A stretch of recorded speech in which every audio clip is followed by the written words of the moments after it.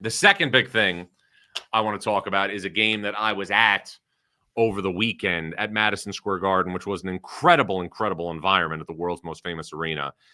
And it's that Alabama took over Madison Square Garden on Saturday afternoon, 103-96 over St. John's.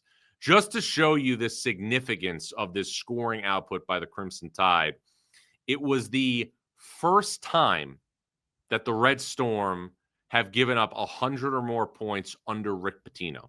It was also the first time that St. John's has scored 96 points or more and lost in a game since 1965. That was Lou Carnesecca's first year as St. John's head coach. But the story of the day was Alabama's elite perimeter. LeBaron Philon, who looks like a bona fide All-American, Aiden Holloway, and Latrell Wrightsell, who a lot of people forgot about because he missed the majority of last season with an Achilles injury. But Wrightsell was a big-time X factor on the Alabama team 2 years ago in 2024 that made it to the Final Four. When Wrightsell scored in double figures 2 years ago, Alabama was 10-0. And those three players, Latrell Wrightsell, Aiden Holloway, and LeBaron Philon, combined for 63 of Alabama's 103 points on Saturday against St. John's.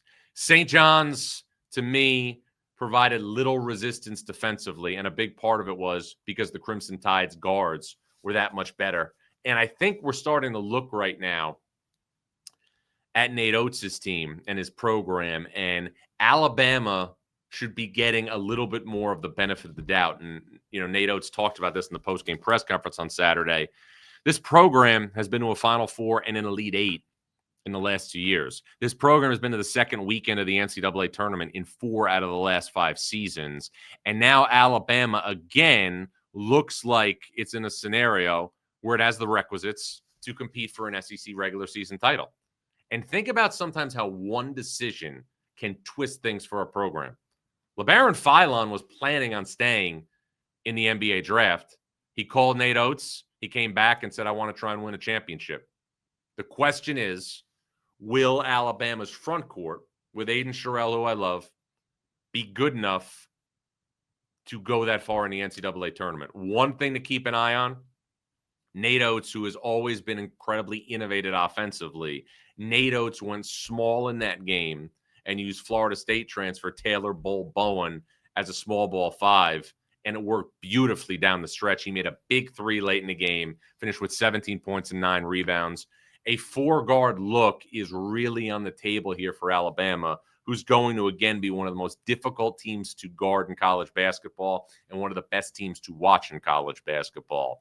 Everybody knows I rank 45 teams every day. Alabama is now 3rd in the country.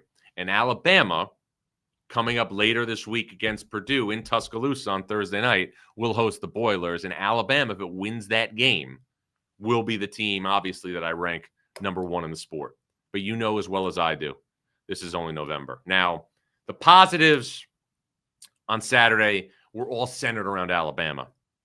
The negatives were on St. John's defense. And I was at the Garden early Saturday morning, chopping it up with the St. John's staff. And there is a real concern that St. John's perimeter, as of now, does not have a stalwart perimeter defender other than Dylan Mitchell.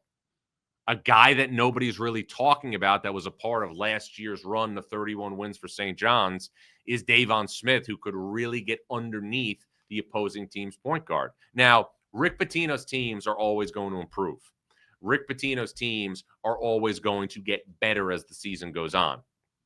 But for St. John's to be the team that it aspires to be, one of the best teams in the country, it needs the other members of its perimeter, Osiah Sellers, Ian Jackson, Joe Zonsanen, to improve vastly defensively.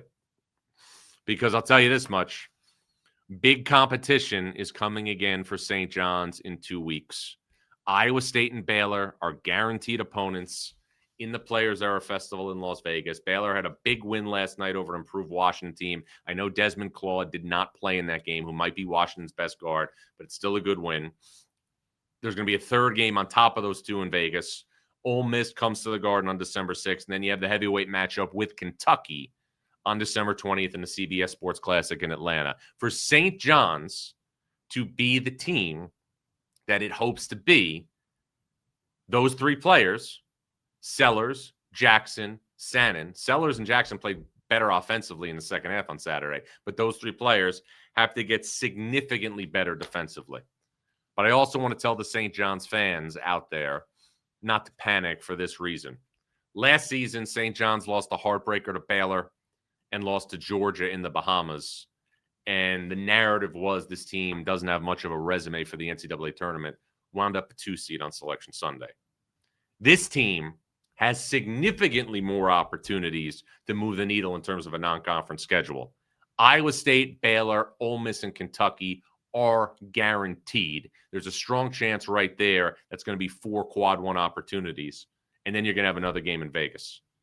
So there's no time to panic, but there is time to obviously lament the issues. And the issues is St. John's defense, especially on the perimeter, leaves a lot to be desired, even if the combination of Hopkins and Ejiofor is still as good of a 4-5 as you're going to have in the sport.